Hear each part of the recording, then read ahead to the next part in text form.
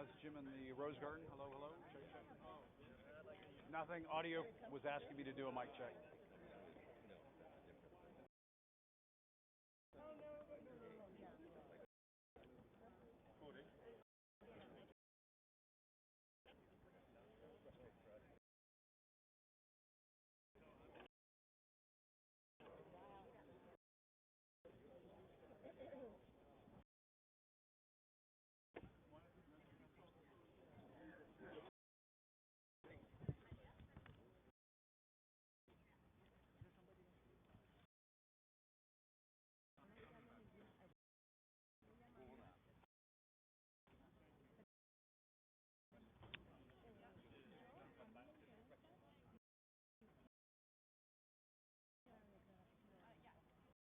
I am hearing that Dr. Anthony's out conference, so we're waiting to see him show up. We haven't seen any other, like top officials come yet. Vice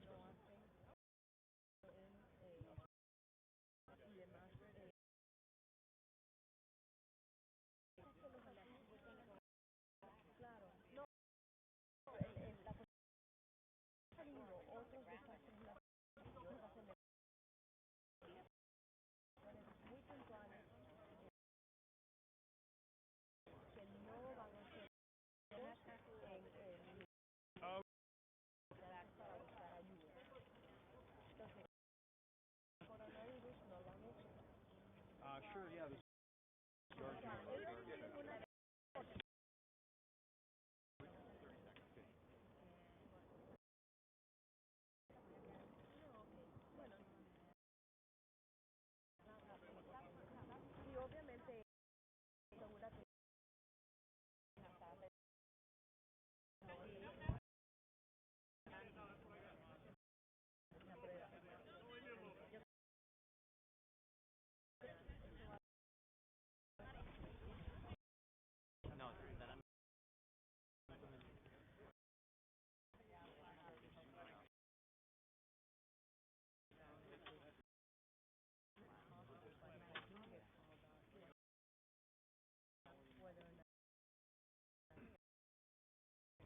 I'm good, thank you.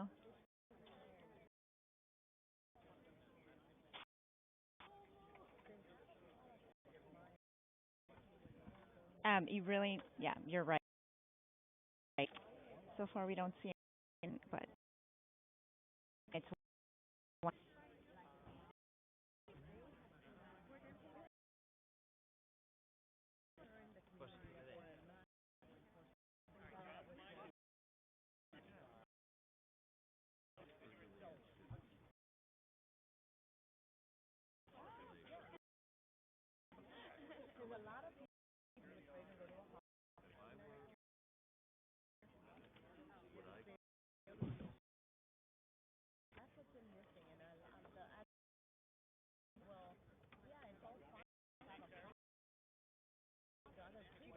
to have a white, yeah. That work?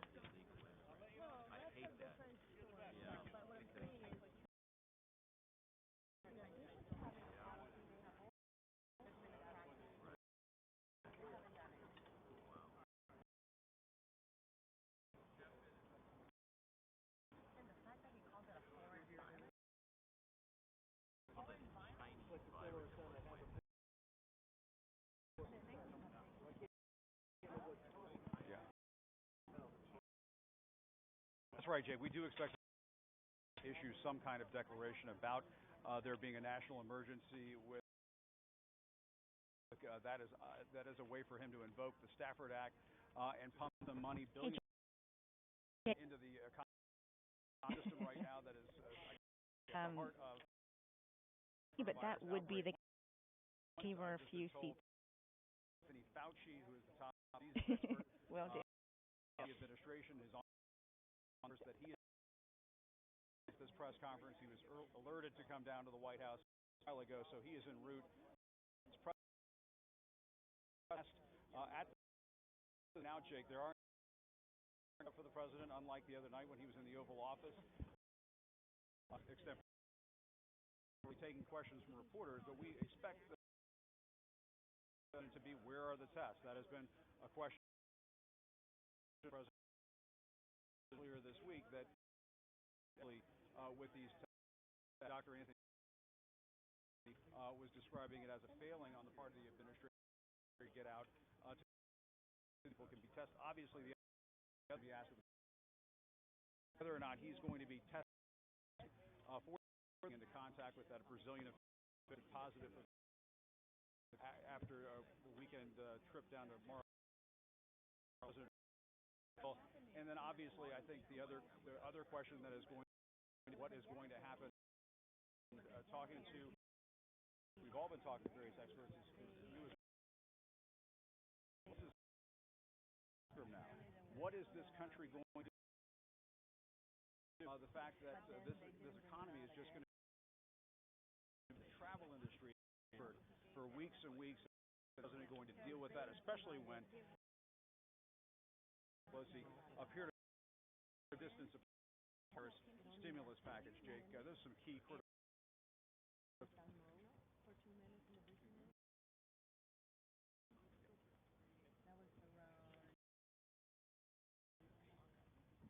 Okay, thanks. Yeah, do you want me to sit down or do you want me to stand up? The sitting is okay? Okay.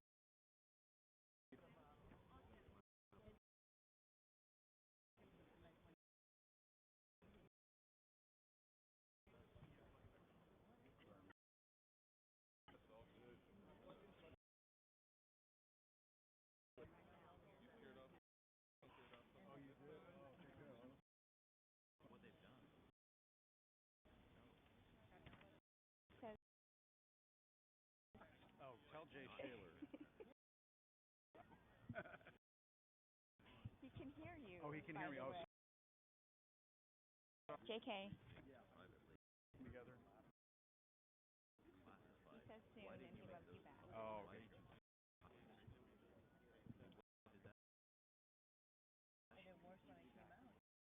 There yet? Are you What's that? in the palm? I don't know. Do you think that's cheesy to do that? We'll do yours first. We'll do. How about? In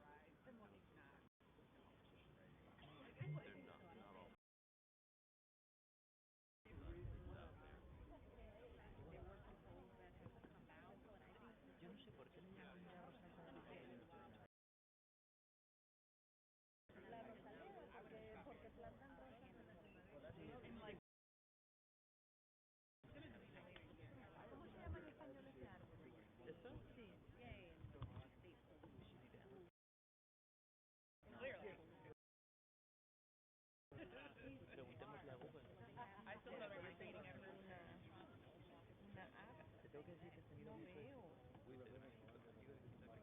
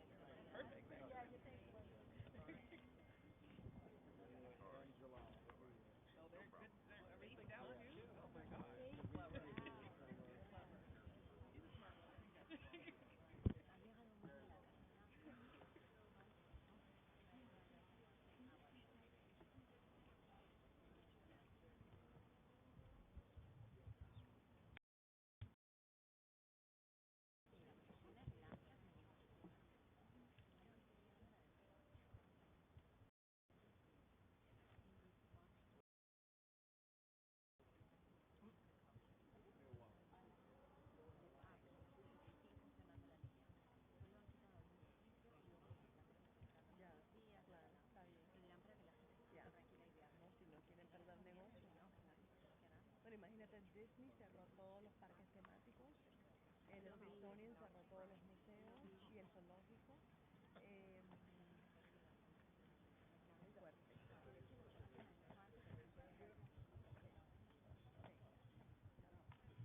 Bueno, no sabemos, lo que no hay son las pruebas. Chicas, vamos a hacer una cosa, vamos a girarnos. Vamos a mirar por dónde salir. Claro.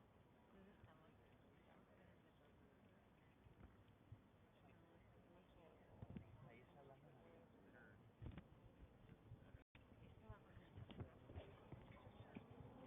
¿Eso de cuál canal es?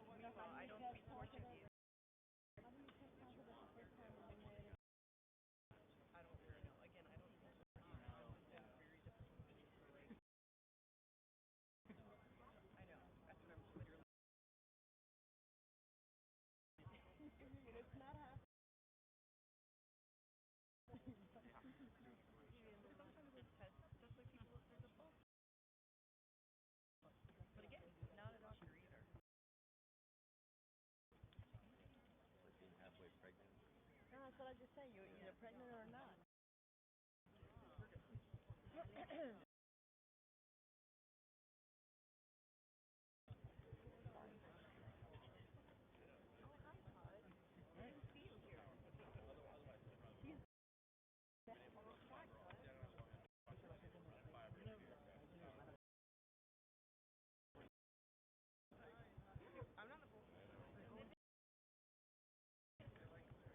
Sí, o lo pones o me tagueas, lo pones en Twitter y lo...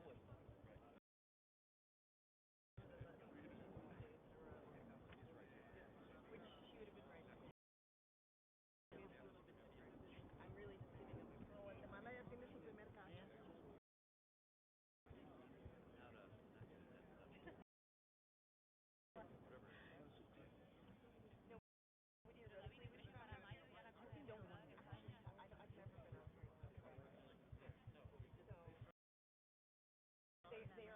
Um, in 11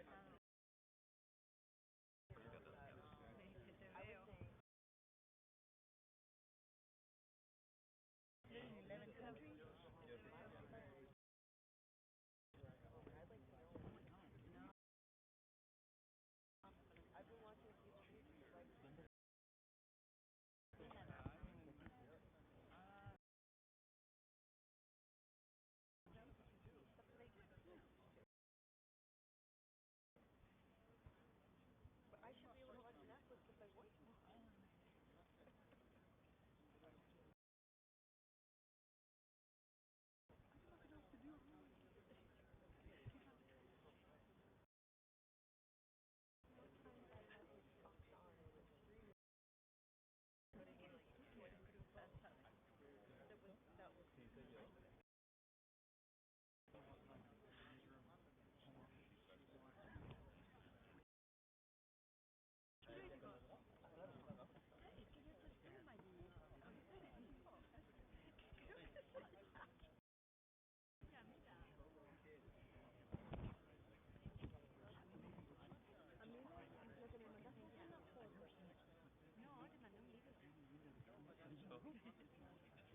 Pero ¿cómo va a ser eso?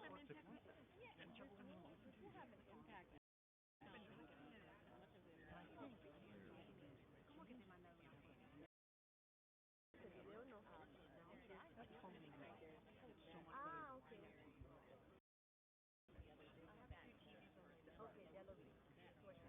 But right now, the campaigns are being effective. It has white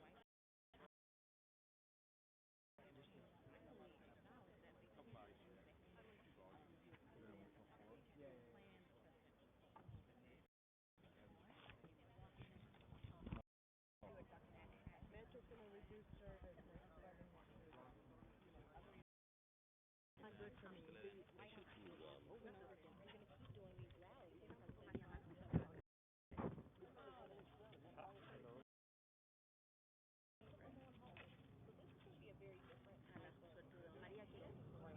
Gracias.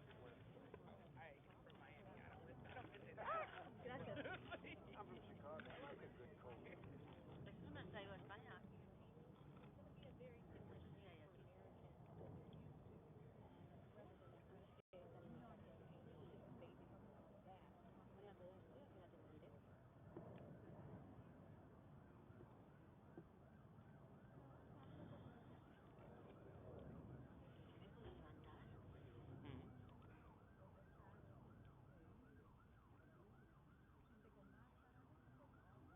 Well, it seems like part of what Biden and Sanders are trying to do is show that how they would behave if they were president.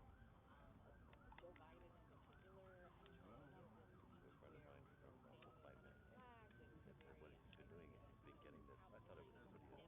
What he's doing is he's actually getting it off the live feed Sanders giving his and then sending it to they're me. trying to show that we have a stable leaders, crisis. Do you know what Bernie, if Bernie came out and said something? He was going to make a statement at 2, but I don't know what. I don't know. ¿No es portátil?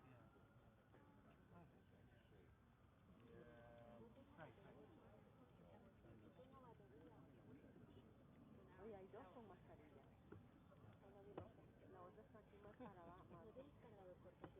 Lo conmigo.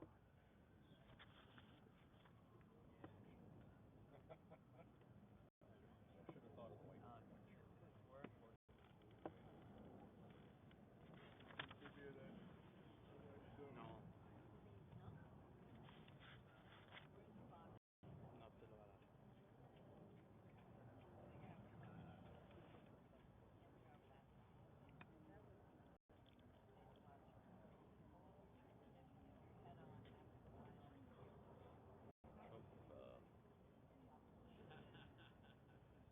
Trump, says the Guardian state.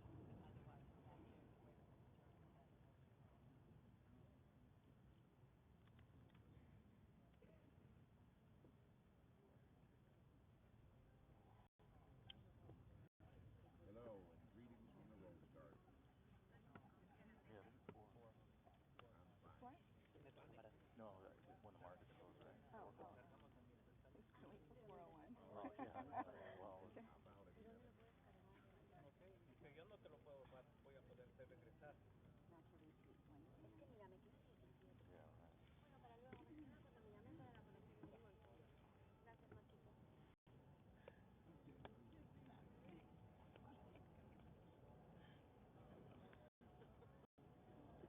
Pero eso iré mucho, Well, porque el día que vengas menos obligado va a ser contigo.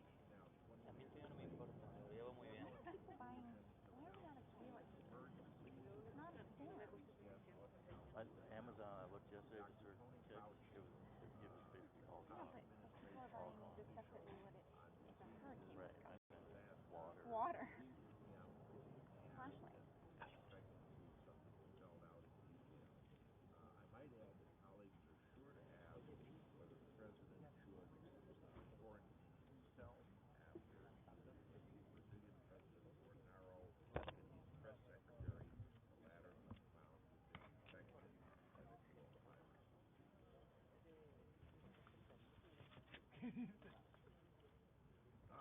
No consideration on that at this point.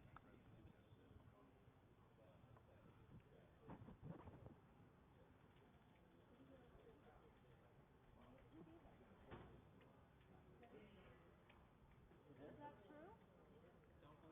2 minutes. 2 minutes. 2 minutes. 2 minutes. 2 minutes. 2 minutes, guys. I don't know if you guys can hear me. 2 minutes. 2 minutes.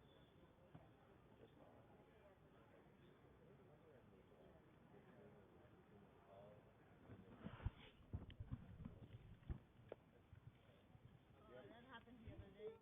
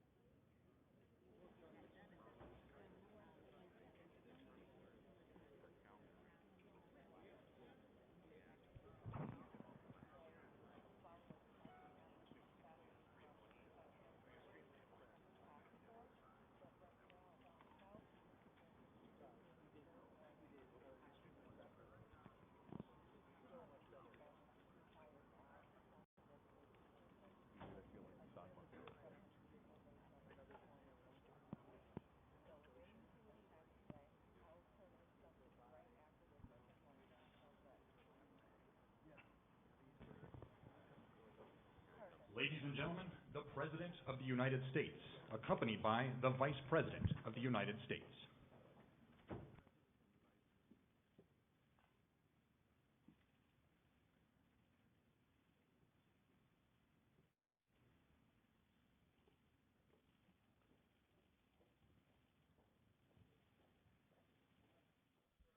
Thank you very much, everyone. Thank you. Thank you.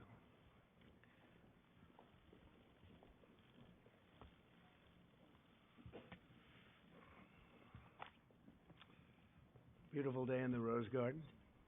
Appreciate everybody being here. Today I'd like to provide an update to the American people on several decisive new actions we're taking in our very vigilant effort to combat and ultimately defeat the coronavirus virus. We've been working very hard on this. We've made tremendous progress.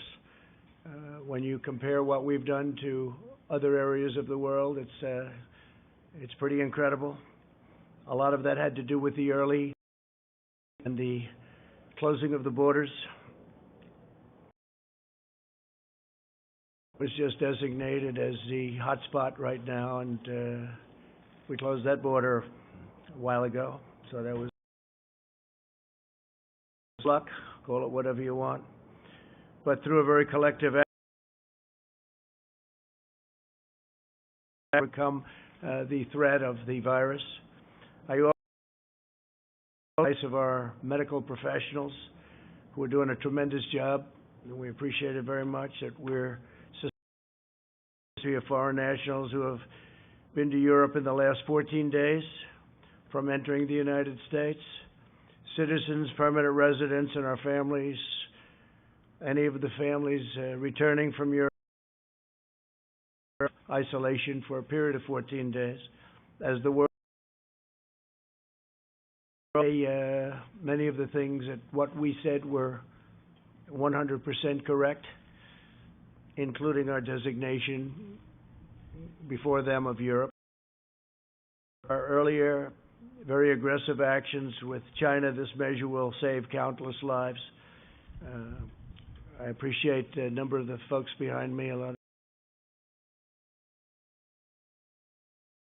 lives at early designation. But it is only the beginning of what we're really doing, and now we had some very old and obsolete rules that we stances. They were there for a long time. They were in place for a long time, and we're breaking them down now. And they're very usable for certain. The full power of the federal government in this effort today. I am officially declaring a national emergency. The action I am taking will open up access to up to $50 billion of, very importantly, for amount of money for states and territories or localities. In furtherance of the order, I'm urging every state to set up emergency operation centers effective immediately. And greatest retailers and medical me and the side of me. I'm also asking every hospital in this country to address the needs of Americans everywhere. The hospitals are very engaged. New York and various other places are also very engaged. I just spoke with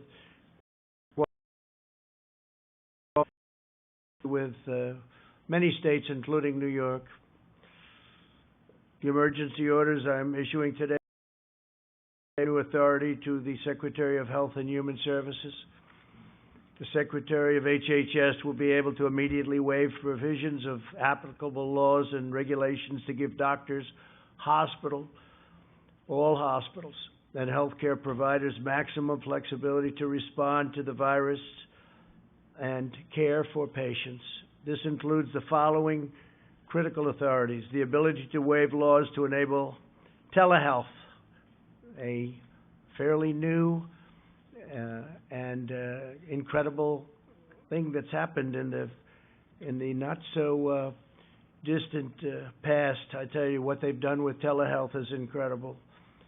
It gives remote doctors visits and hospital check-ins, the power to waive certain federal license requirements so that doctors from other states can provide services in states with the ability to waive requirements that critical access hospitals limit the number of beds to 25 and the length of stay to 96 hours. The ability to waive the requirements of a 3-day hospital stay prior to admission to a nursing home, big thing. The authority to waive the rules to hinder hospitals' ability to bring additional physicians on board or obtain needed office space. They can do as they want. They can do what they have to do. They know what they have to do. Now they don't have any problem getting it done. The authority to waive rules that severely restrict where hospitals can care for patients within the hospital itself, ensuring that the emergency capacity can be quickly established. We'll remove or eliminate every obstacle necessary to deliver our people the care that they need and that they're entitled to. No resource will be spared, nothing whatsoever. 10 days ago, I brought together the CEOs of commercial labs at the White House and directed them to immediately begin working on a solution to dramatically increase the availability of tests. Other countries have called us and worked with us, and they're doing similar things or will be doing similar things. As a result of that action, today we're announcing a new partnership with private sector to vastly increase and accelerate our capacity to test for the coronavirus. We want to make sure that those who need a test can get a test very safely, quickly, and conveniently, but we don't want people to take a test if we feel that they shouldn't be doing it. And we don't want everyone running out and taking, only if you have certain symptoms. Using federal emergency authorities, the FDA approved a new test for the virus. We did this within hours after receiving the application from Roche, a process that would normally take weeks. We therefore expect up to 500,000 additional tests will be available early next week. We'll be announcing locations probably on Sunday night. I want to thank Roche, great company, for their incredible work. I'd also like to thank Thermo Fisher. The FDA's goal is to hopefully authorize the application within 24 hours. It'll go very quickly. It's going very quickly, which will bring additionally 1.4 million tests on board next week and 5 million within a month. I doubt we'll need anywhere near that. At the same time, we've been in discussions with pharmacies and retailers to make drive-through tests available in the critical locations identified by public health professionals. The goal is for individuals to be able to drive up and be swabbed without having to leave your car. I want to thank Google. Google is helping to develop a website. It's going to be very quickly done, unlike websites of the past, to determine whether a test is warranted and to facilitate testing at a nearby convenient location. We have many, many locations behind us, by the way. We cover this country and large parts of the world, by the way. We're not going to be talking about the world right now, but we cover very, very strongly our country, stores in virtually every location. Google has 1,700 engineers working on this right now. They've made tremendous progress. Our overriding goal is to stop the spread of the virus and to help all Americans who have been impacted by this. Again, we don't want everybody taking this test. It's totally unnecessary. And this will pass. This will pass through, and we're going to be even stronger for it. We've learned a lot. Tremendous amount has been learned. I want to thank Deborah Birx, and I want to ask her maybe to come up and say a few words as to what's happening. Dr. Birx is a highly respected person I've gotten to know very well over the last 6 days, and what we've done is rebuilt something that was very old-fashioned, somewhat obsolete, certainly obsolete when it comes to the kind of numbers that we're talking about. Dr. Birx, please. Thank you, Deborah. Thank you, Mr. President. It's a pleasure to be here with all of you. I think you know at the beginning of this epidemic, HHS through CDC proactively developed an assay built on the existing flu surveillance system. That surveillance system was then converted to diagnostic system. But last Tuesday, seeing the spread of the virus around the globe, the President realized that our current approach to testing was inadequate to meet the needs of the American public. He asked for an entire overhaul of the testing approach. He immediately called the private sector laboratories to the White House, as noted, and charged them with developing a high-throughput quality platform that can meet the needs of the American public. We are grateful to LabCorp and Quest for taking up the charge immediately after the meeting and within 72 hours, bringing additional testing access, particularly to the outbreak areas of Washington State and California, and now across the country. We are also very grateful to the universities and large hospital systems that took up the charge to develop their own quality tests, made available by new FDA guidance. This has resulted in expanded testing across New York, California, Washington, Colorado, and you see sometimes those drive-through options that have been made available through these high-throughput options. Following the meeting last week, major commercial laboratory equipment and diagnostic companies took immediate action to adopt and develop new testing systems. Last night, the initial company, Roche, received FDA approval, moving from request to development to approval in record time. This innovative approach centered fully on unleashing the power of the private sector, focusing on providing convenient testing to hundreds of thousands of Americans within short turnaround times. In less than 2 weeks together, we have developed a solution that we believe will meet the future testing needs of Americans. I understand how difficult this has been. I was part of the HIV/AIDS response in the 80s. We knew from first finding cases in 1981, it took us to almost 1985 to have a test. It took us another 11 years to have effective therapy. It is because of the lessons learned from that we were able to mobilize and bring those individuals that were key to the HIV response to this response. I understand that a lot of this behind-the-scenes action over the last couple of weeks was invisible to the press and the American people. But this intense effort has not only resulted in innovative solutions, but an automated, high-throughput system bringing the availability of these quality coronavirus testing to the American people at unprecedented speed. Finally, I want you to know in South Korea, they did have a large number of tests available over the last several weeks. Their positivity rate is between 3 and 4%. With LabCorp and Quest expanded testing, their positivity rate is between 1 and 2%. So we want to also announce this new approach to testing, which will start in the screening website up here, facilitated by Google, where clients and patients and people of interest can go, fill out a screening questionnaire, move down for symptoms or risk factors, yes. They would move down this and be told where the drive-through options would be for them to receive this test.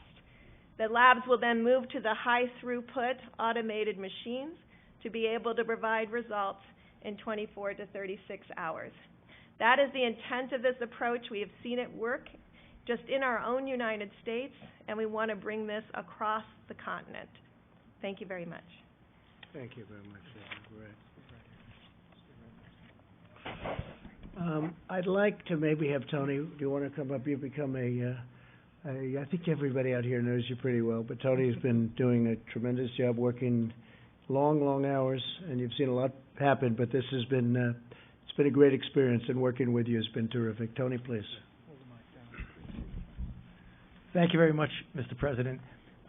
This is an example of, another example of what I've been referring to in my discussions with many of you in the audience as a proactive, leaning forward, aggressive, trying to stay ahead of the curve. And what you're seeing now with this order is that we're going to be able to remove the constraints so that people at the state, the local level, the individual physician, all the way up through the federal government will have as many constraints as possible removed for them to do everything they possibly can so that we can implement the things that we've been talking about. The containment, the mitigation, so that, as I've said many times, that curve that I refer to that goes up, we don't want to have that curve. We want to suppress it down to that small mound. And I think what we've done today is something that is going to be a very important element in having us be successful in doing that. We still have a long way to go. There will be many more cases, but we'll take care of that. And ultimately, as the President said, this will end. But what's going on here today is going to help it to end sooner than it would have. Thank you. Thank you very much, Tony. If I could some of these folks we know, they're celebrities in their own right. They're the biggest business people, the greatest retailers anywhere in the world, and one of them is Doug McMillon from Walmart, and I'd like to have Doug, if you would, say a few words, wherever you may be. Good, Doug, please. When we got the call yesterday from the White House, we were eager to do our part to help serve the country, and given what we're facing, that's certainly important to do. We should all be doing that. So we've been asked to make portions of our parking lot available in select locations in the beginning and scaling over time as supply increases so that people can experience the drive-through experience that the President described. We'll stay involved and do everything we can from a supply chain point of view to be of assistance. Thank you, sir. Thank you very much, Doug. Appreciate it very much. I'll just stay right over here, and Richard, if you could come up, please. Richard, please. Walgreens, thank you. Thank you, Mr. President. And similar to Doug and Walmart, we're happy to stand in here and help in communities all across America, because a lot of times when we have natural disasters, our stores are a beacon in the community, and this situation is no different. So we look forward to partnering with the CDC, the administration, HHS, and the task force, and specifically to the Vice President's doing such a fantastic job. We're ready to engage and help. Thank you. Thank you very much. Great job. Thank you very much. Brian Cornell, Target. Thank you, Brian. Thank you, please. Well, Mr. President, thank you for inviting us here today, along with our colleagues from Walmart and Walgreens and our partners at CVS. Normally, you'd view us as competitors, but today we're focused on a common competitor, and that's defeating the spread of the coronavirus. And we look forward to working with the administration to do our fair share to alleviate this growing threat. So thank you for including us today.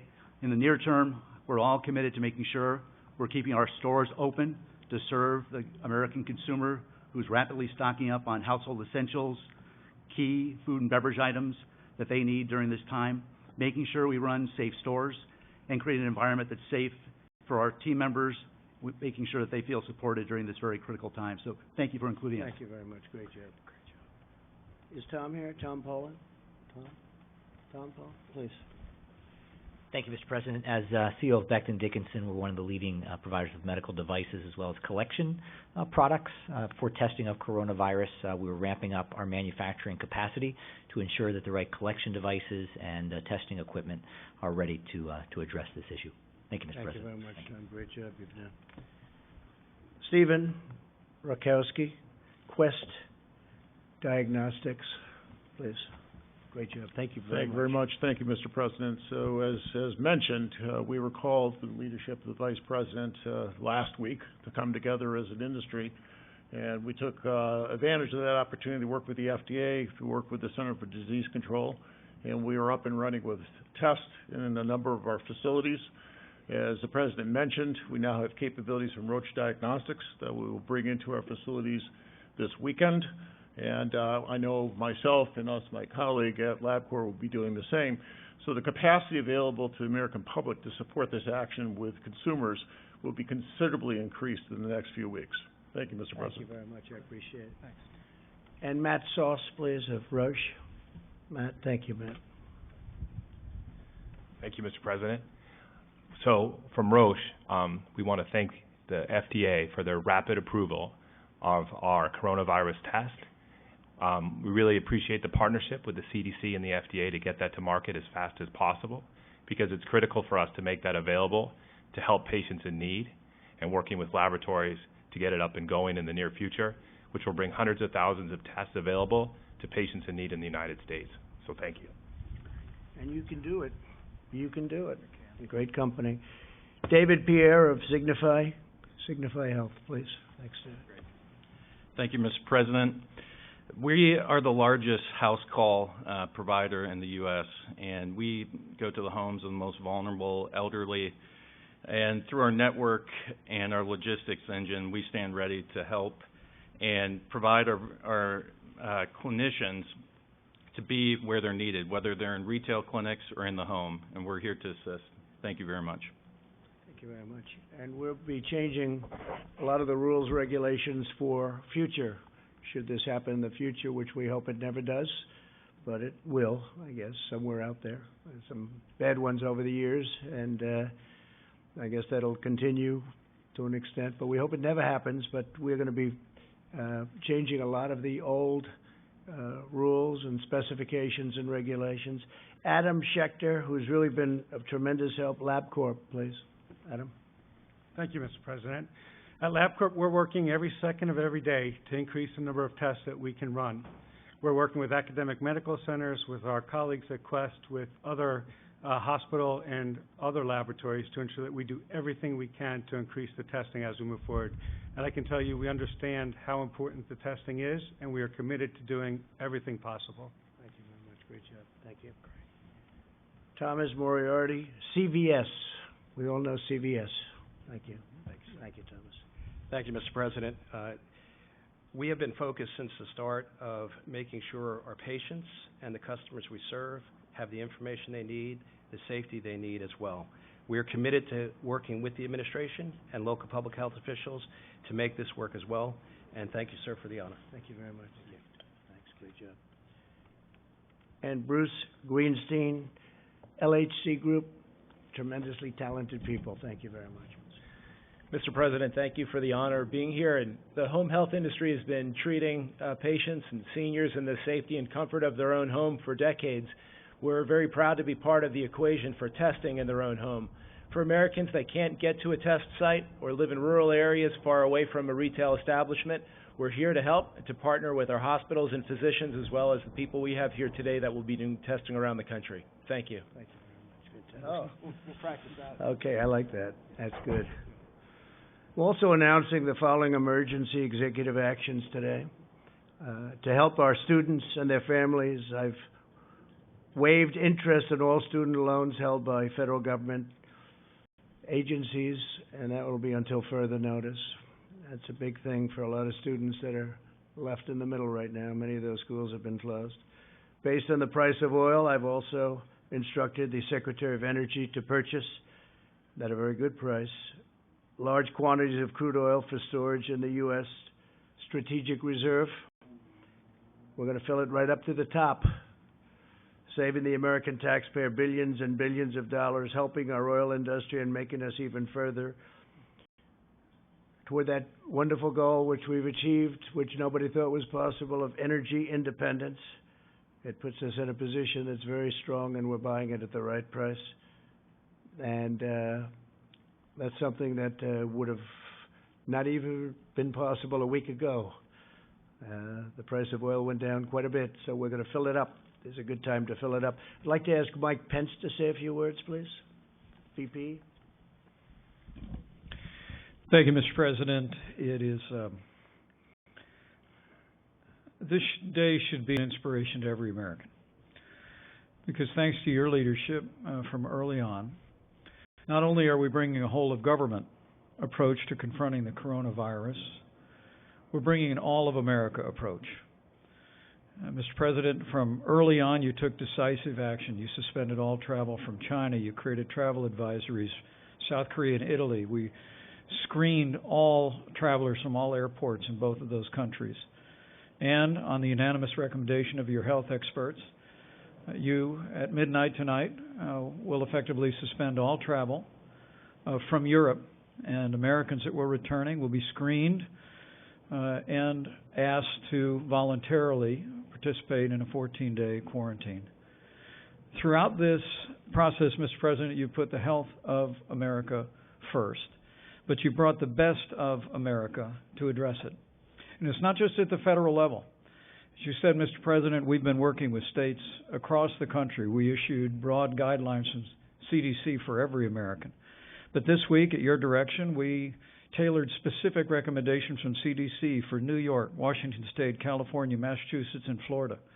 And we've been in continuous contact, as you said, with governors around the country. Mr. President, you have forged a seamless partnership with every state and every territory in this country to put the health of our nation first.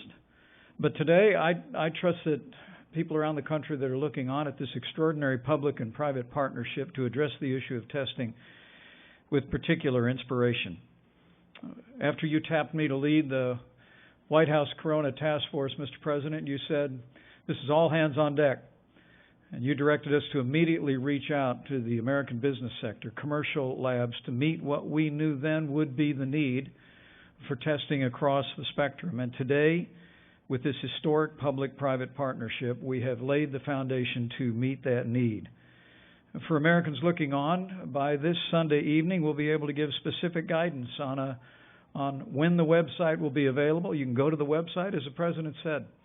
You'll type in your symptoms and be given direction whether or not a test is indicated. And then at the same website, you'll be directed to one of these incredible companies that are going to give a little bit of their parking lot so that people can come by and do a drive-by test. And Mr. President, I want to join you in thanking Walmart and CVS and Target and Walgreens.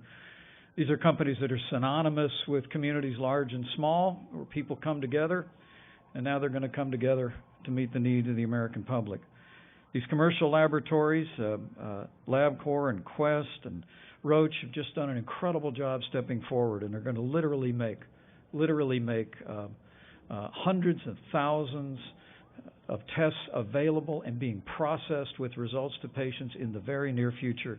But it's all a result of you tasking us with bringing together not just government resources, which all state labs can now test across the country. CDC is testing. But you said, Mr. President, that we wanted to bring all the resources of the country together, and that's what this partnership really means. You know, the truth is that we have coronavirus cases now in 46 American states.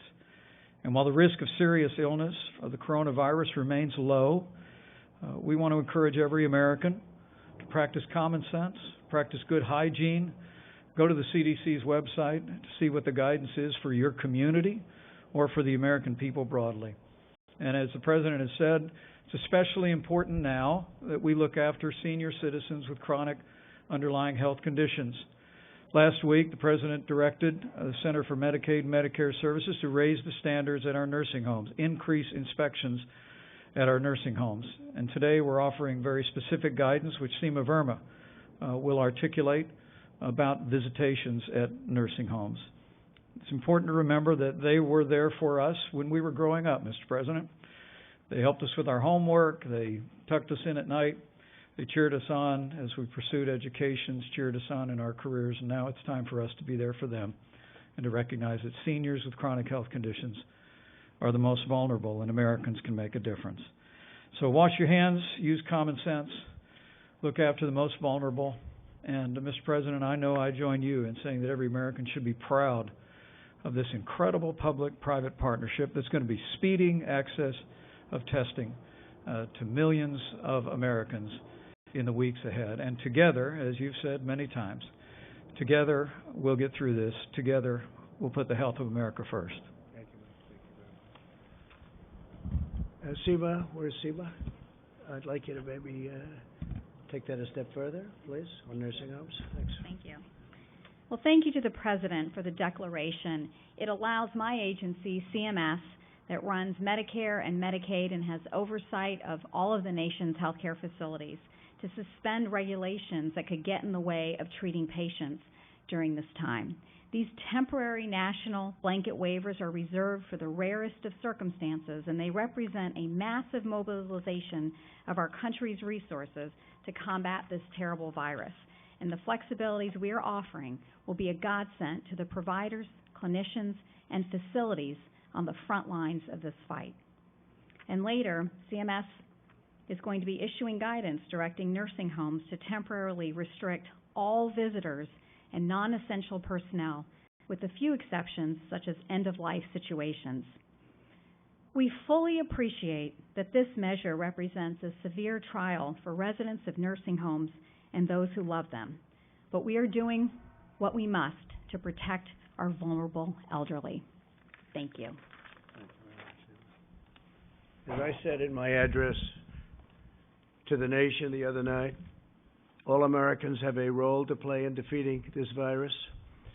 Our most effective weapon right now is to limit the damage to our people and our country and slow the spread of the virus itself. The choice we make, the precautions we put into place are critical to overcoming the virus, reducing its spread, and shortening the duration of the pandemic, which is what it is. The CDC has published guidelines on the coronavirus.gov to enable its coronavirus.gov, and it's very heavily used right now, I will say, to enable every American to respond to this epidemic and to protect themselves, their families, and their communities.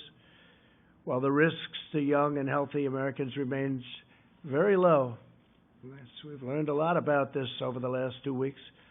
Anyone can be a carrier for the virus and risk transmission to older Americans and those with underlying health conditions and those who are most at risk. They have not done very well. Older Americans who are, especially if they have a health problem, they have not done well. We must take all precautions and be responsible for the actions that we take and that we see other people take. We want to prevent the spread and transmission of the disease. It's incredible what's happening with the sporting world, where so many of the great sports that we've gotten so used to at this time of the year, they're not going to be meeting, and they've done a great service, actually, but that would be another way that it could be, problems could be caused. But this is why I outlined on Wednesday night my administration's the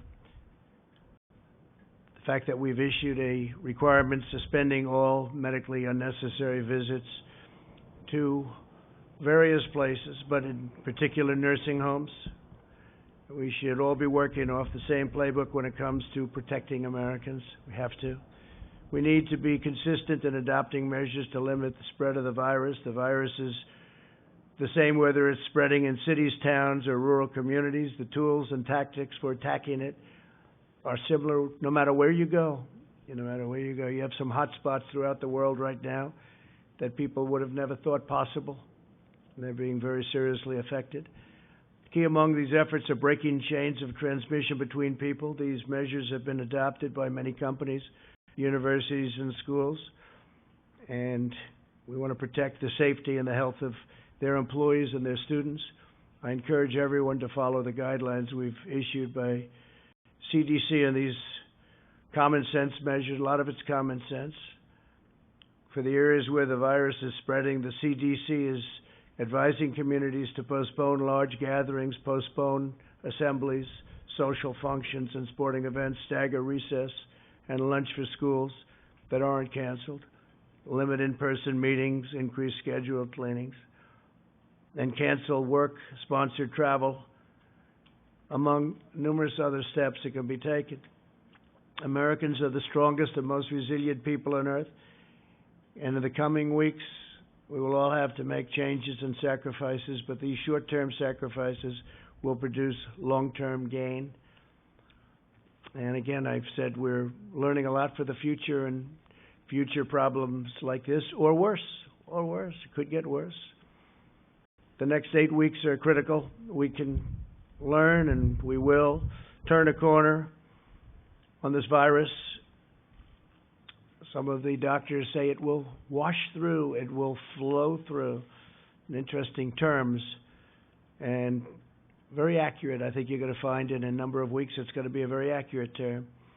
In times of hardship, the true character of America always shines through. We live in the company of the greatest heroes and the most inspiring citizens anywhere in the world. We want to take care of our people. We want to draw on the strength of our history, draw on the strength of our people, and we will get through this all together. We will just get through it. So much progress has already been made, and frankly, the numbers, because of steps that have been taken, are at a level that a lot of people are surprised, especially when you compare them with other places with far smaller populations. The spirit and the will of our nation is unbreakable. We will defeat this threat when America is tested. America rises to the occasion. And to those families and citizens who are worried and concerned for themselves and their loved ones, I want you to know that your federal government will unleash every authority, resource, and tool at its disposal to safeguard the lives and health of our people. So we're with you every step of the way. No nation is more prepared or more equipped to face down this crisis. As you know, we are rated number one in the world. We're also helping other nations. Many other nations, we're helping them a lot. And they're doing okay in some cases. In some cases, they're not doing well at all. but we're working with a lot of groups of people and a lot of other nations. With faith and heart and hope and love and determination, we will succeed, we will prevail, we will be very, very successful, and we'll learn for the future. Thank you all very much. If you have any questions, we can take some. Go ahead, John, please. And if you'd like to ask some of the folks up here, would be fine, please. Sure. Mr. President, where are you with the House bill? Yesterday we talked to you in the Oval Office. You were opposed to it. What has happened since then, and what's the holdup on that? Well, we just don't think they're giving enough. We don't think the Democrats are giving enough. We're negotiating. We thought we had something, but all of a sudden they didn't agree to certain things that they agreed to. So we could have something, but we don't think they're giving enough. They're not doing what's right for the country. And if I could ask Dr. Fauci? Go ahead, please. Thank you, Mr. President. You just mentioned waiving interest for student loans. Yeah. You talked about buying oil from the SPR or adding to the SPR. What other specific targeted measures is your administration thinking about taking? The Treasury Secretary, Steve Mnuchin, said today that you're just in the second inning of things that you might be undergoing. That's true, and we are looking at many different things, as you know. You know some of them. They've been written about very widely, but we're going to be releasing a paper in 2 hours stating quite a few other steps, very important ones. Please, go ahead. What, sir, if you wouldn't mind? Please, go ahead. Thank you so much, Mr. President. I want to know if you are in contact with the Brazilian President Bolsonaro after a member of his delegation who was with you Saturday was tested positive. And also, I want to ask another question, if you let me. Senators Lindsey Graham and also Senator Rick Scott are self-isolating. Are you planning to take any kind of precautionary measure to protect you and also your staff who was there? No, with him? We have no symptoms whatsoever, and we had a great meeting with the president of Brazil, Bolsonaro. Great guy, very tremendous. He's doing a fantastic job for Brazil, and as you know, he tested negative, meaning nothing wrong this morning, and we got that word too, because we did have dinner with him. We were sitting next to each other for a long period of time. But are you in contact with him over the coronavirus crisis? We're talking about it country to country, but we did discuss if he had a problem. It was reported that he may have it, and he doesn't, fortunately. So much, Mr. President. Dr. Fauci said earlier this week that the lag in testing was, in fact, a failing. Do you take responsibility for that? And when can you guarantee that every single American who needs a test will be able to have a test? What's the date of that? Yeah, no, I don't take responsibility at all, because we were given a set of circumstances, and we were given rules, regulations, and specifications from a different time. Wasn't meant for this kind of an event with the kind of numbers that we're talking about. And what we've done is redesigned it very quickly with the help of the people behind me, and we're now in very, very strong shape. I think we'll be announcing, as I said, Sunday night, and this will start very quickly, and we'll have the ability to do in the millions over a very, very quick period of time. So no, and what we have done, and we are going to be leaving a very indelible print for the future in case something like this happens again. But it was and that's not the fault of anybody, and frankly, the old system worked very well for smaller numbers, much smaller numbers, but not for these kind of numbers. Tony, maybe you'd like to say something? Will you have, Tony, yes, please, by Sunday night, will every American be able to get a test? So just to reiterate what I said to many of you multiple times, it's a distance of a system. The system was not designed for what it was designed for. It worked very well. The CDC designed a good system. If you want to get the kind of blanket testing and availability that anybody can get it, or you could even do surveillance to find out what the penetrance is, you have to embrace the private sector. And this is exactly what you're seeing, because you can't do it without it. So when I said that, I meant the system was not designed for what we need. Now, looking forward, the system will take care of it.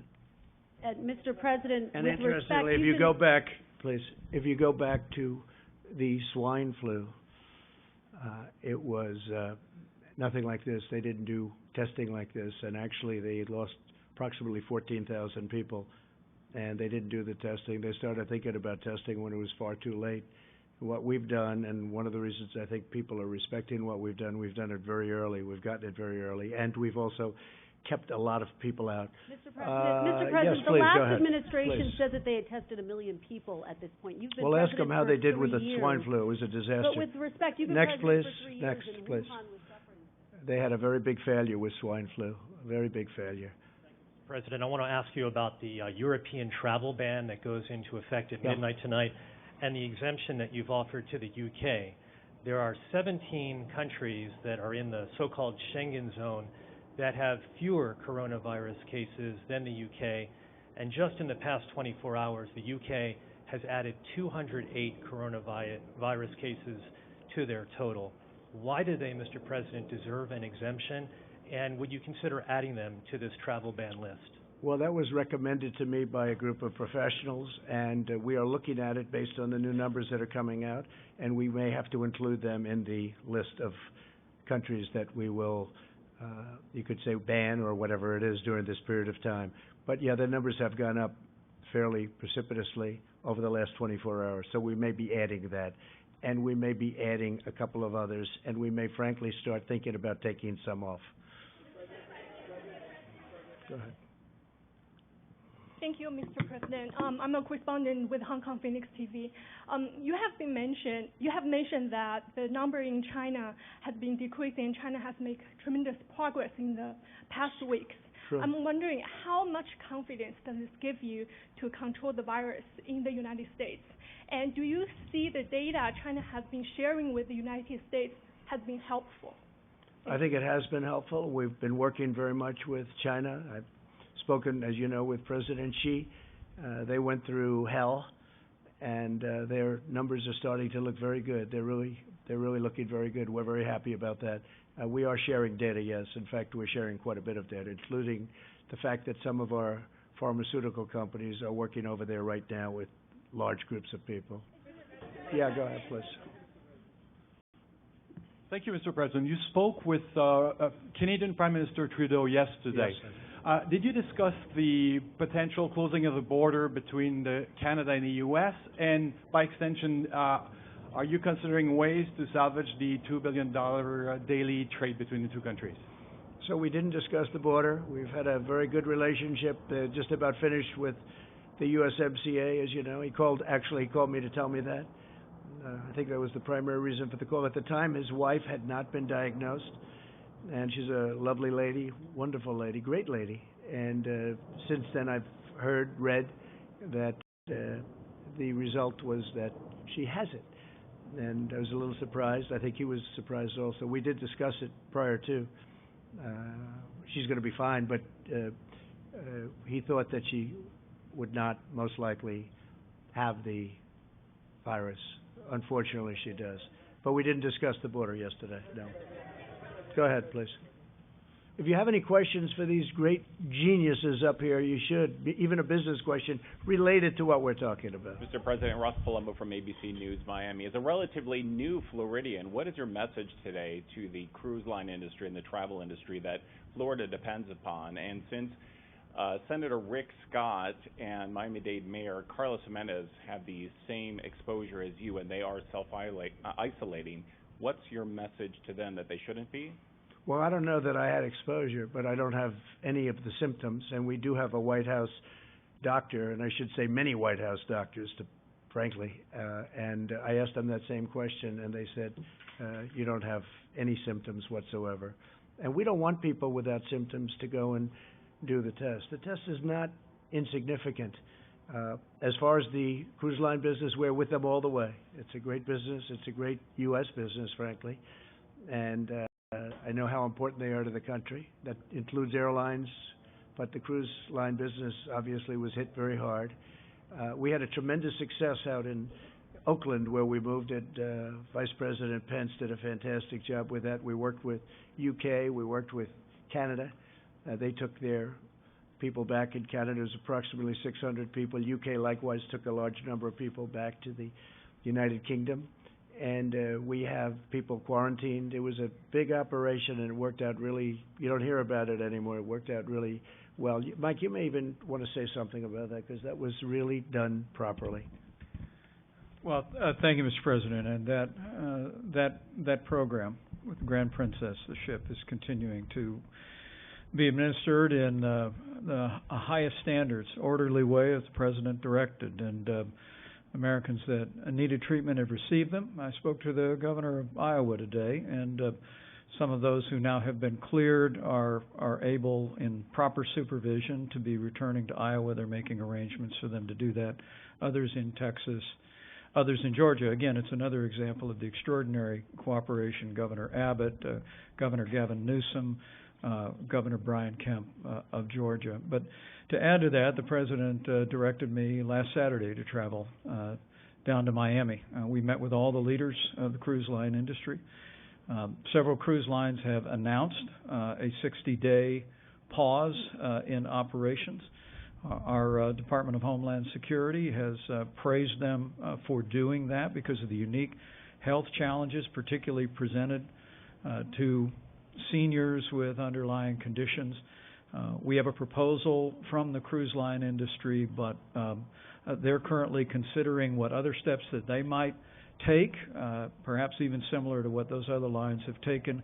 We're anticipating some response on that in the next 24 hours. But as the President said, the American people cherish our cruise line industry, the men and women who work on the ships, the men and women who work on the shore, all the economies that are so benefited by a vibrant cruise line industry. And what the President's directed us to do is whether there is a pause in the moment, as some cruise lines are doing, and as we all continue to discuss, we want to work with the cruise line industry to ensure that when we come through this, that cruise lines and the medical services that are available and for the passengers and all of the crew, that cruise lines are safer than ever before and can prosper for many years to come.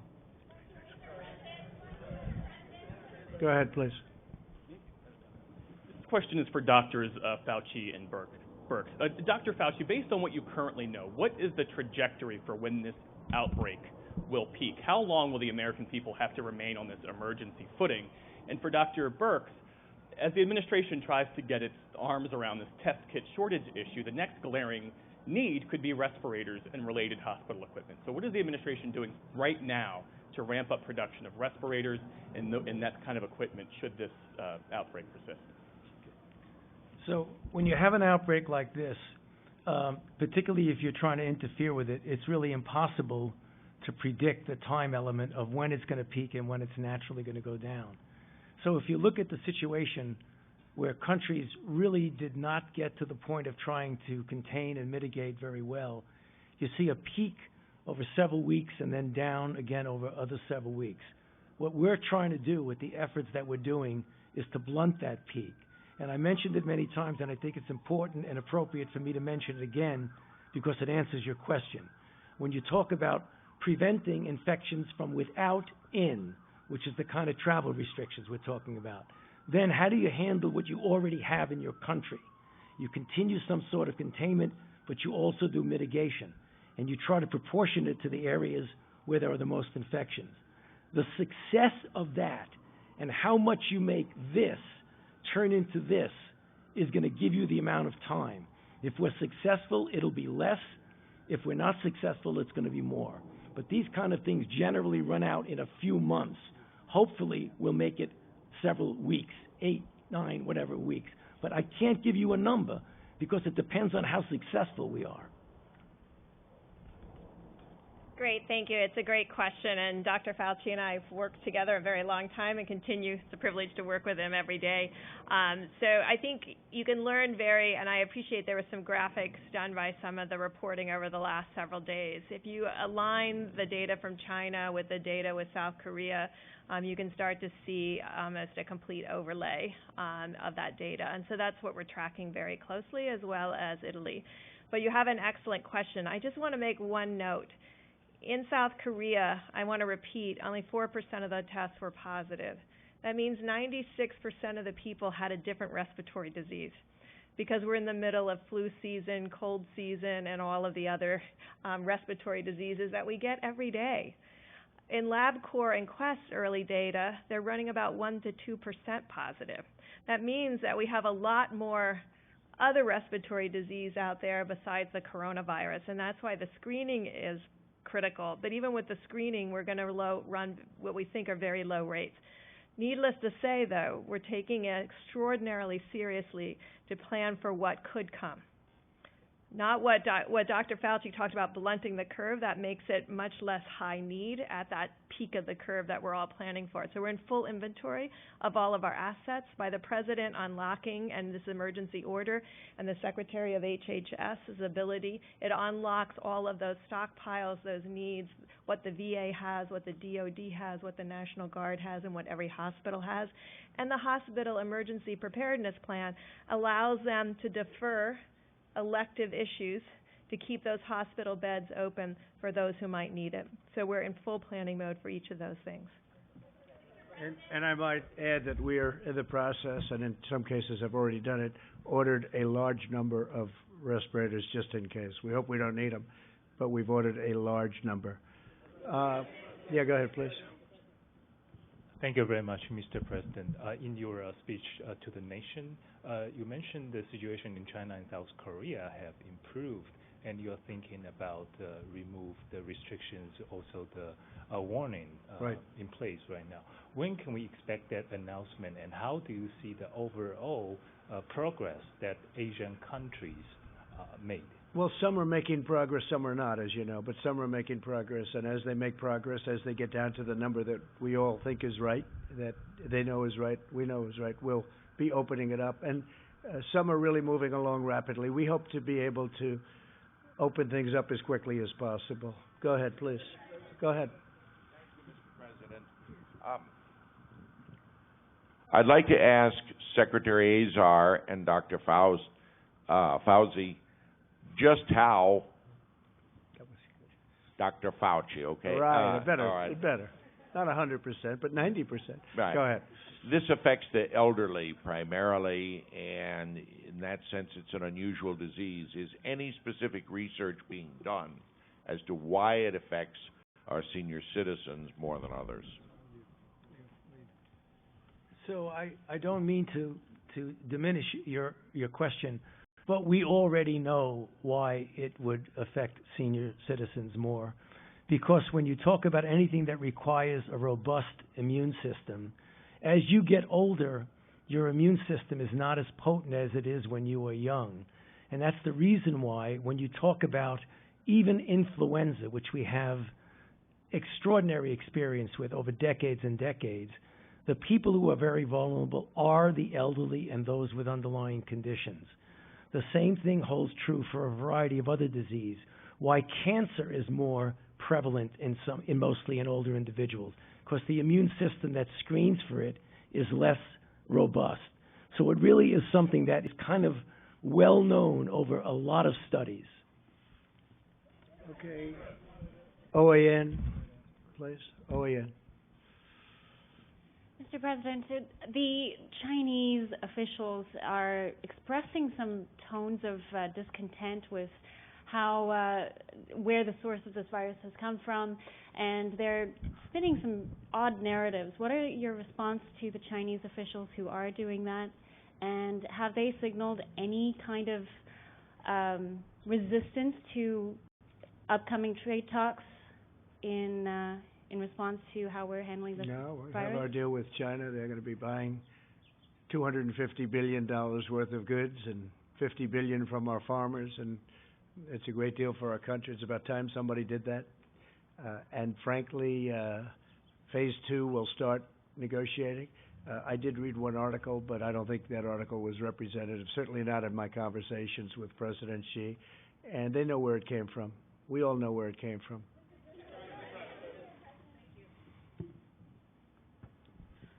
Thank you, Mr. President. Yamiche Alcindor from PBS Yes. NewsHour.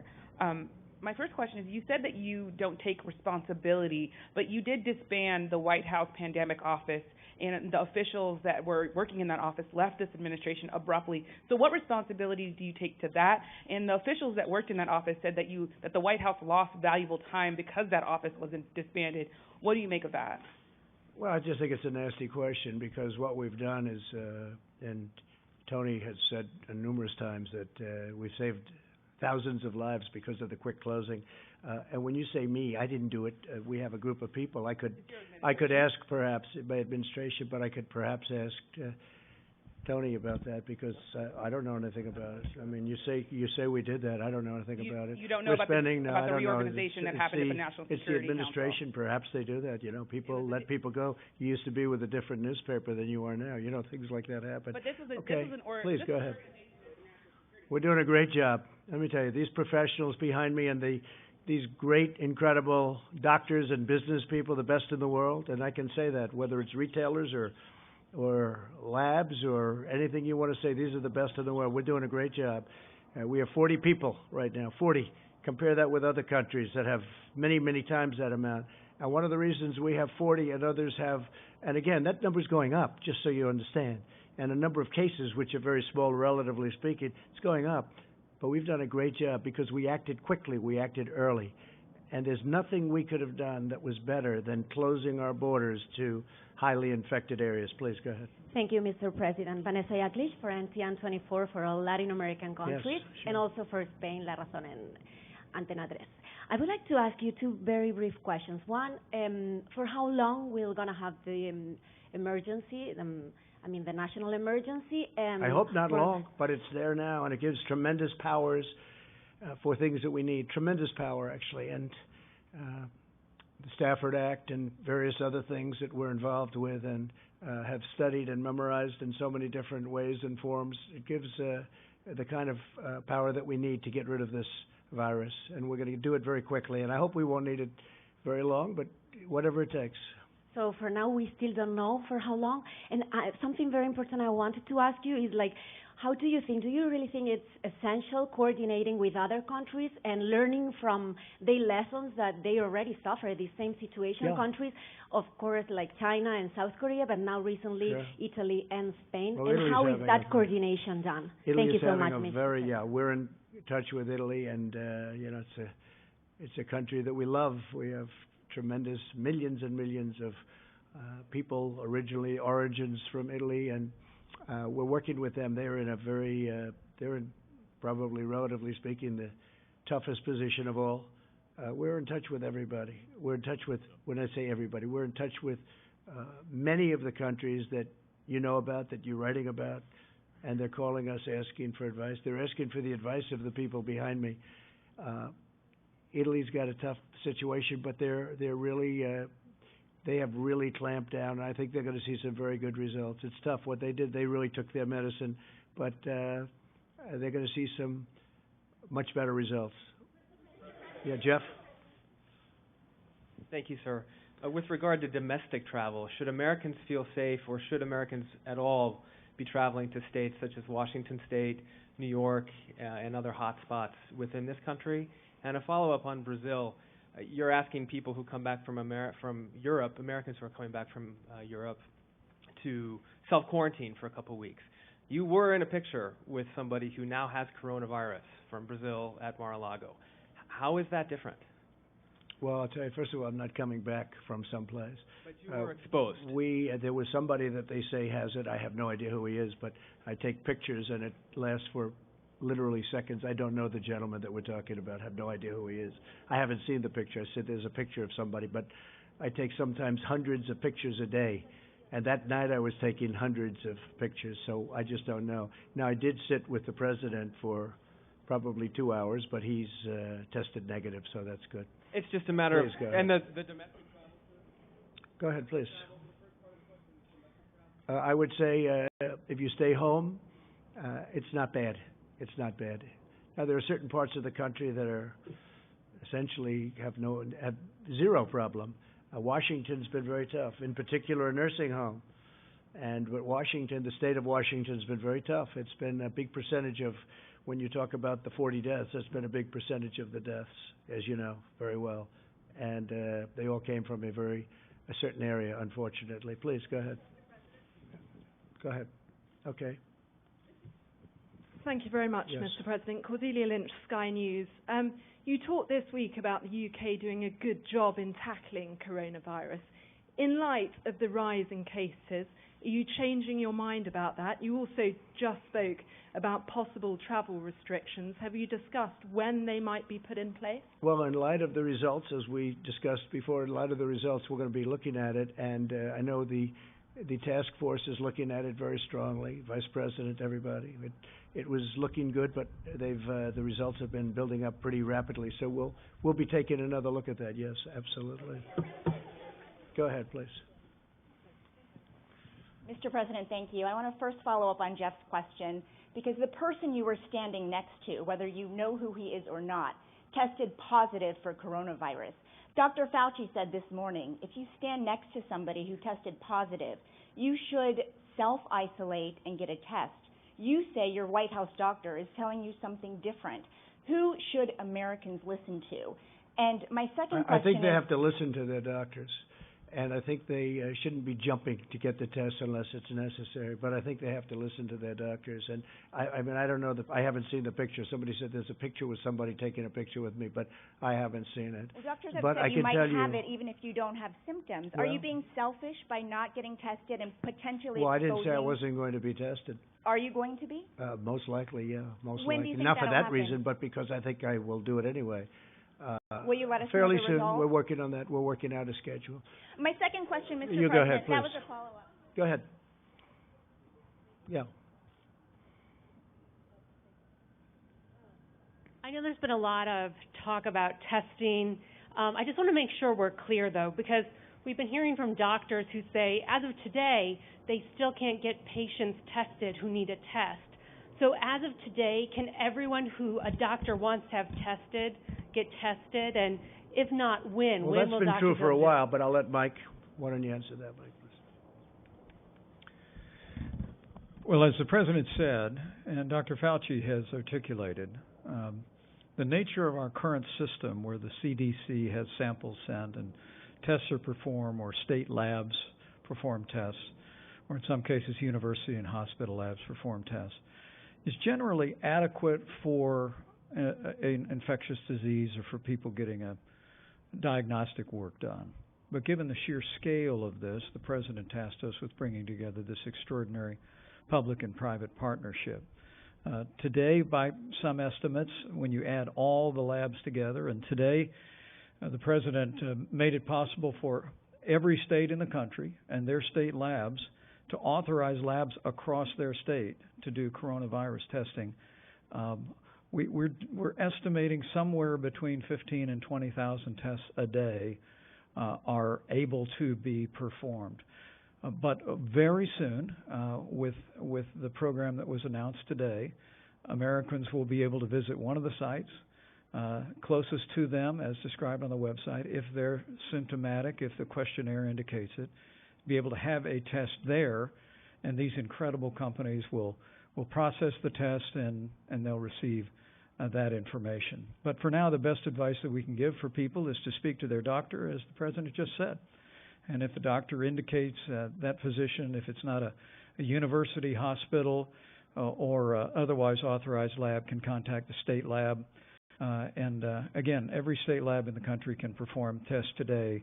But what the President charged us with when I was tasked to take over the White House Coronavirus Task Force was open up tests all across the country.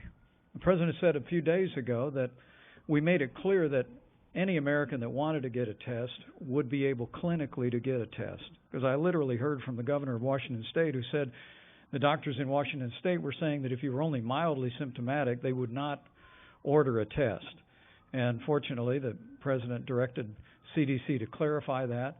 Now, anyone in consultation with their physician, regardless of their symptoms, can request a test, and their doctors will contact those agencies, those labs in their state. But very soon, Americans will be able to go to these drive-in sites and be able to obtain and participate in a test. Dr. Birx, is there more to amplify that? No, I think that's perfectly said. I think just to review once more time about the testing, with LabCorp and Quest, I think many of you have been to doctor's office and seen the little boxes outside. What they do is they deliver both the specimen collection piece, because remember, it's a nasal swab. It's not a tube of blood. So they've delivered that to doctors' offices and hospitals, and then they will arrange to pick that up. The important piece in this all is they've gone from a machine that may have a lower throughput to the potential to have automated extraction. I know you don't want all these details, but it's really key for the laboratory people. It's an automated extraction of the RNA that then runs in an automated way on the machine with no one touching it, and the result comes out of the other end. So sample to machine to results. That cuts out a lot of the manual pieces that were happening that were delaying the test results. And so with that, what's the timeline like from when you're tested to when you get results? Like next week, what should people expect? Well, with the prior testing, it was taking several days because the test is slower. We believe with this test, because of its throughput, that the testing can be from start, remember it has to transport, to the laboratory that will run it. And then we're hoping that all can be finished within 24 hours, which is very similar to other tests that you receive today. These are not point-of-care tests. We are working on point-of-care tests, but we have to realize point-of-care tests take 6 months or more to develop. So we're not waiting for those. We're still diagnosing this on nucleic acid. So it's an antibody. This is actually the antigen, the actual virus in your nose that we're amplifying. I think you have to remember, though, we're working very closely with states, and so you have a smaller form and more targeted form of government going in and doing it, like in New York, where the relationship is very good, like Gavin Newsom, where he made some very complimentary, that's California, he made some really complimentary comments the other day about how we're working together. We worked on the ship together, but we worked on a lot of other things together having to do with this. And we're really, the relationship that we have, I can't think of a bad relationship. We're helping them. We're funding them in some cases, depending on what it is you're talking about, and we're all working together very closely. So we've done really, I think, a tremendous job of teamwork with the different states. All right, one or two more, and if you have questions for these folks, does anybody have a question for the folks up here? Who has a question up here? You have? Okay, go ahead. If you have a question, go ahead. Thank you. I have one for you as well. I thought. I know no, but I do have one for them because I haven't heard this yet. I was waiting for that. Go ahead. Because I haven't heard this yet. Ask them first, please. Yes, I will.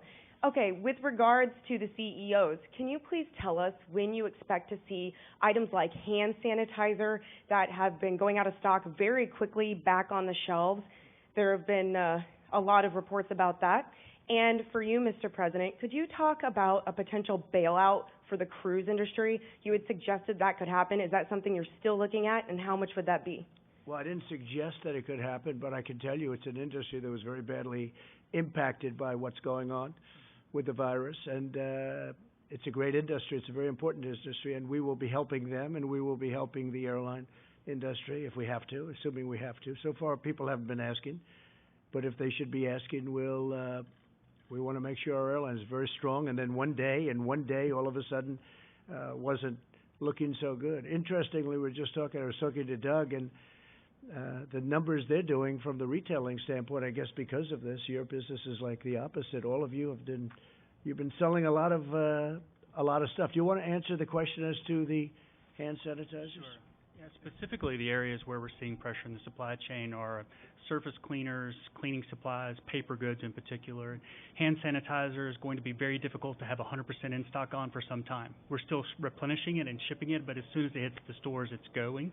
The same thing's true for the categories I just mentioned. So all the retailers will be working hand in hand with the suppliers to bring that to the market as fast as we can. What is your advice, though, for Americans who are seeking those items? What is your advice? They're selling out online, they're selling out in the stores. I think this team has given you other examples of what people can do to fight back against this virus, and you should look at the entire list. Dr. Fauci. Please. I mean, obviously it sounds very simplistic, but wash your hands as often as you possibly can. And I know you're not always in a position to be able to wash your hands, but wash them as much as you can. If you don't have the alcohol wipes, try and get them. If you can't get them, just try as best as possible to do it. I mean, you got to do the best you can. Well, just general preparedness. You know, you want to wash your hands. You want to keep distance from people, and if you're around someone sick, keep away from them. This is basic public health. Now, these guys are selling a lot of toilet paper. I don't know. There seems to, Tony, do you need to give them guidance that toilet paper is not an effective protection against getting the coronavirus? They're selling out. But soap and water, hot water, soap, 20 seconds. That's how you do it. Okay, one more. Go ahead. Go ahead. No, over here, behind you. Behind you. Thank you very much, Mr. President. You have a great team, of course. That's true. My Thank question is, Mr. President, are you happy from the Chinese response? What correctly really told you what really happened those days? And second, Prime Minister Modi or India have closed borders until April 15th, if you have spoken with the Prime Minister of India, and if they have needed any help. And finally, sir, any message for the small businesses, because they are losing some businesses because of this? Thank you, sir. Well, on small businesses, the Small Business Administration is now stacked with money to help them, and we're going to make the money readily available if they need it, small businesses. We had a great time in India. It was an incredible 2 days, and he's a great friend of mine, and he's a friend of his people, because he was greeted incredibly warmly, as was I, in that stadium. It was an incredible event, and I loved being with him, so just say hello to him. But we talked about everything. We talked about far more than just borders. And as far as President Xi, likewise, he's a friend of mine. I believe that we are dealing in good faith, that we just worked, as you know, and as I just said, we just worked an incredible deal, big deal, one of the biggest deals ever made of any kind, big even by the standards of some of the people here, the deal with China. But I think that they want to get to the bottom of things also. We're working, our drug companies, our pharmaceutical companies are working very closely with China and with India, as you know, and with all over the world. And they're all over the world. These are magnificent companies that are very, very knowledgeable. And we're very lucky to have them, because I think you're going to come up with, whether it's therapeutic or whether it's just help in getting better, and then ultimately a vaccine, which takes a little bit longer because of the test periods and a couple of other reasons. You're going to have it very quickly because of the great knowledge, and they'll have it very quickly. They've made a tremendous amount of progress. Thank you all very much. We appreciate it. Thank you. Thank you very much. Mr. President, why are you President? You said the cases would go down to zero. Can you explain why that didn't happen?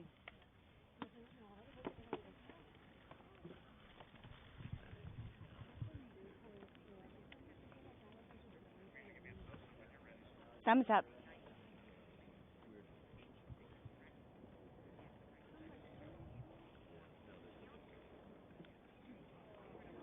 Hi, Kara, I do have you.